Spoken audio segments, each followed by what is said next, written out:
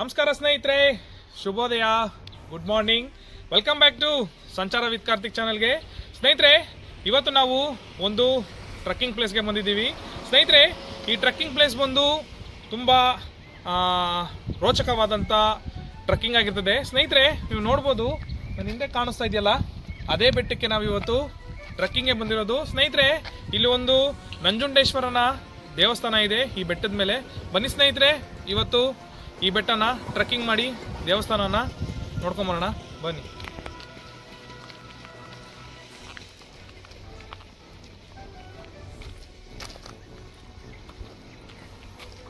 ಸ್ನೇಹಿತರೆ. ಮೊದಲನೇದಾಗಿ ಈ ಬೆಟ್ಟದ ಕೆಳಗಡೆ ಗಣೇಶ ಇದ್ದಾನೆ. ಗಣೇಶನ್ಗೆ ನಮಸ್ಕಾರ ಮಾಡಿ ಇಲ್ಲಿಂದ ನಾವು ಹೊರಡೋಣ.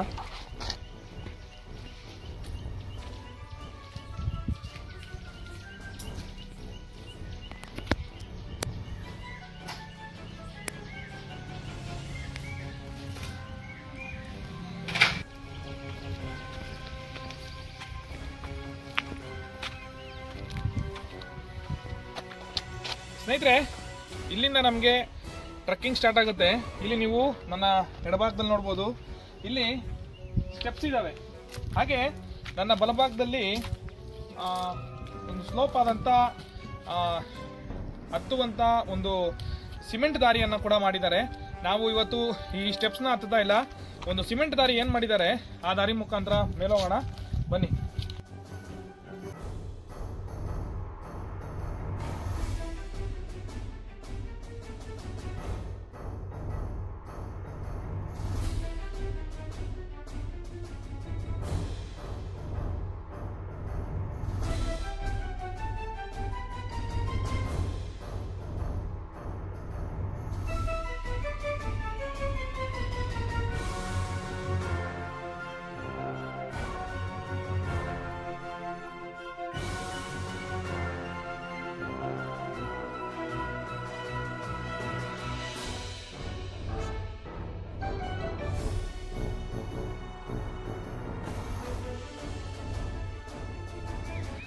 ಸ್ನೇಹಿತರೆ, ಈ ಸ್ಟೆಪ್ಪು ಇಲ್ಲಿಗೆ ಕೊನೆ ಆಗುತ್ತೆ. ಹಾಗೆ ಇಲ್ಲಿಂದ ನಾವು ಬೆಟ್ಟನ ಹತ್ಕೊಂಡು ಹೋಗ್ಬೇಕು. ನಾನು ಹಿಂದೆ ನೋಡಿ, ನಾನು ಹತ್ತು ಬಂದಿದ್ದ ಒಂದು ಸಿಮೆಂಟ್ ದಾರಿ ಯಾವ ರೀತಿ ಇದೆ, ಮೋಸ್ಟ್ಲಿ ಹಂಗಿದೆ ದಾರಿ.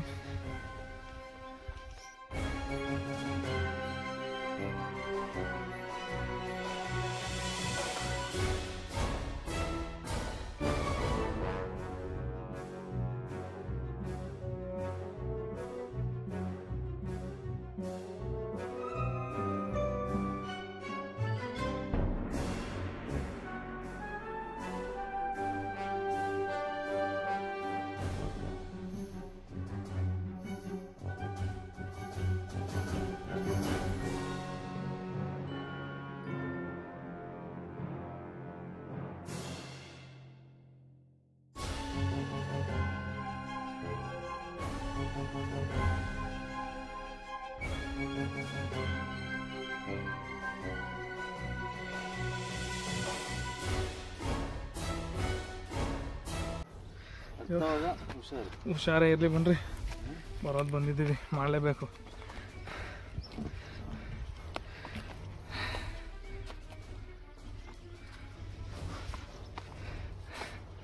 ಸ್ನೇಹಿತರೆ, ಈ ಒಂದು ಕಂಬಿ ಸಪೋರ್ಟ್ ಇಲ್ಲ ಅಂತಂದರೆ ನಾವು ಮೇಲೆ ಹತ್ತೋದಿರಲಿ, ಸೀದಾ ಕೆಳಕ್ಕೆ ಹೋಗ್ಬಿಡ್ತೀವಿ. ಹಂಗಿದೆ ಬೆಟ್ಟ. ವಯಸ್ಸಾದವ್ರಂತೂ ಹತ್ತಕ್ಕಾಗಲ್ಲ, ಮಕ್ಕಳು ಸ್ವಲ್ಪ ಹುಷಾರು ಬಂದರೆ. ಇಲ್ಲಿ ಸೋಮವಾರದ ಹೊತ್ತು ಮಾತ್ರ ಪೂಜೆ ಮಾಡೋಕ್ಕೆ ಪೂಜಾರು ಬರ್ತಾರಂತೆ, ಮಿಕ್ಕಿ ಟೈಮಲ್ಲಿ ಬರಲ್ಲ ಅಂತ ಹೇಳಿದ್ರು. ನೋಡಿ ಸ್ನೇಹಿತರೆ, ಬೆಟ್ಟ ಯಾವ ರೀತಿ ಇದೆ. ಟ್ರಕ್ಕಿಂಗ್ ಮಾಡೋರಿಗೆ ಒಂದು ಸೂಪರಾದ ಪ್ಲೇಸ್ ಅಂತಲೇ ಹೇಳ್ಬೋದು. ಯಾವತ್ತಾದರೂ ಟ್ರಕ್ಕಿಂಗ್ ಮಾಡ್ತೀನಿ ಅಂತಂದರೆ ಈ ಥರ ಜಾಗಕ್ಕೆ ಬರ್ಬೋದು.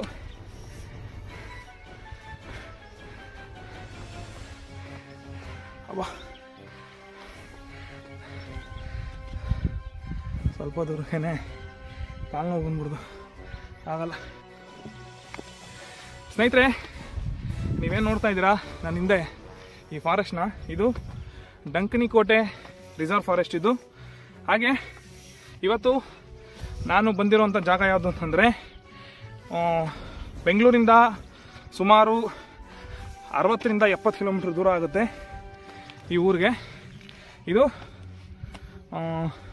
ಡಂಕನಿಕೋಟೆಯಿಂದ ಸುಮಾರು 12 ಕಿಲೋಮೀಟ್ರ್ ದೂರದಲ್ಲಿದೆ.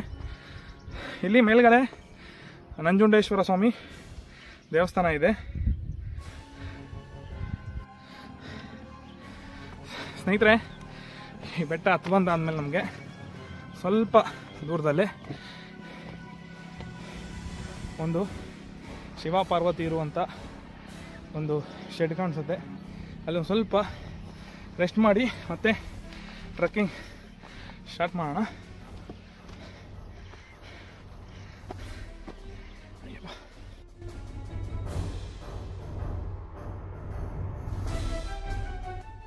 ಸ್ನೇಹಿತರೆ, ಇವತ್ತು ನಾವು ಸುಮಾರು ಬೆಂಗಳೂರಿಂದ 66 ಕಿಲೋಮೀಟರ್ ದೂರದಲ್ಲಿರುವಂಥ ಶಿವ ನಂಜುಂಡೇಶ್ವರ ಸ್ವಾಮಿ ಬೆಟ್ಟಕ್ಕೆ ಇವತ್ತು ನಾವು ಬಂದಿದ್ದೀವಿ. ಸ್ನೇಹಿತರೆ, ಈ ಶಿವ ನಂಜುಂಡೇಶ್ವರ ಸ್ವಾಮಿ ಬೆಟ್ಟ ಬಂದ್ಬಿಟ್ಟು ಡಂಕನಿಕೋಟೆಯಿಂದ ಸುಮಾರು 10 ಕಿಲೋಮೀಟರ್ ದೂರದಲ್ಲಿದೆ. ಸ್ನೇಹಿತರೆ, ಇದು ಒಂದು ಗುಪ್ತವಾದಂಥ ಸ್ಥಳ, ಅಂದರೆ ಹೈಡನ್ ಪ್ಲೇಸ್ ಅಂತಾನೆ ಹೇಳ್ಬೋದು. ಯಾಕೆಂತಂದ್ರೆ ಇಲ್ಲಿ ಬರುವಂತ ಪ್ರವಾಸಿಗರು ತುಂಬಾ ಕಮ್ಮಿ. ಹಾಗೆ ಇಲ್ಲಿ ಸೋಮವಾರ ಮಾತ್ರ ಮೇಲಿರುವಂತ ನಂಜುಂಡೇಶ್ವರನಿಗೆ ಪೂಜೆಗಳು ನಡೆಯುತ್ತದಂತೆ. ಹಾಗೆ ನೀವು ನಿಮ್ಮ ಹಿಂದೆಗಡೆ ತೋರಿಸ್ತೀನಿ ನೋಡಿ. ಇದು ಬಂದು ಡಂಕನಿಕೋಟೆಯ ರಿಸರ್ವ್ ಫಾರೆಸ್ಟ್. ಇದು ಇಲ್ಲಿ ಆನೆ ಎಲ್ಲ ಇದಾವೆ. ಇಲ್ಲಿ ಏನಾದರೂ ನೀವು ಟ್ರೆಕ್ಕಿಂಗ್ಗೆ ಬರ್ತೀನಿ ಅಂತಂದ್ರೆ ಸ್ವಲ್ಪ ಹುಷಾರಾಗಿ ಬನ್ನಿ ಅಂತ ಕೇಳ್ಕೊಂತೀನಿ.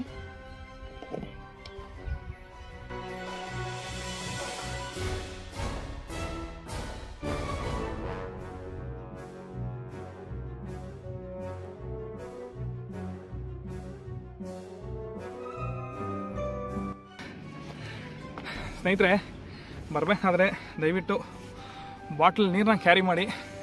ನಾವು ಬಾಟಲ್ ನೀರು ತರೋದನ್ನೇ ಮರ್ತೋದ್ವಿ. ಇಲ್ಲೆಲ್ಲೂ ನೀರೇ ಸಿಗಲಿಲ್ಲ ಅಕ್ಕಪಕ್ಕದಲ್ಲಿ.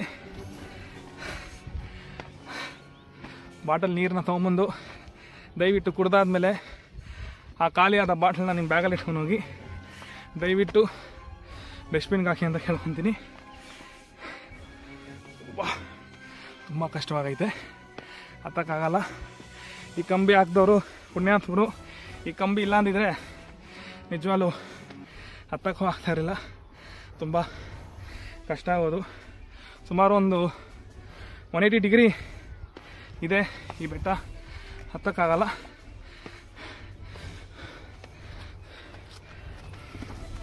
ತುಂಬ ಕಷ್ಟ ಆಗುತ್ತೆ. ನೋಡಿದ್ರಲ್ಲ ನನ್ನ ಬ್ಯಾಕ್ ಸೈಡಲ್ಲಿ ಯಾವ ಥರ ಇದೆ ಬ್ಯಾಕ್ಗ್ರೌಂಡ್. Forest full. ಇದು ಡಂಕನಿಕೋಟೆ ರಿಸರ್ವ್ ಫಾರೆಸ್ಟ್ ಇದು.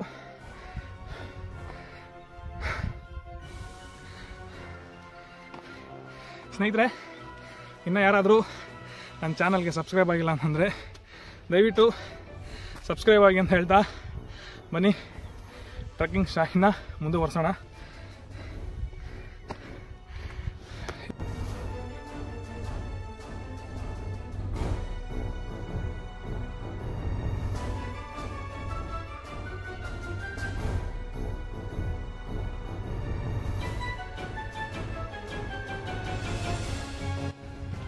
ನಿಜ, ವಯಸ್ಸಾಗಿರೋದಂತೂ ಮಾತ್ರ ಬರಬೇಡಿ, ಹತ್ತಕ್ಕಂತೂ ಆಗಲ್ಲ.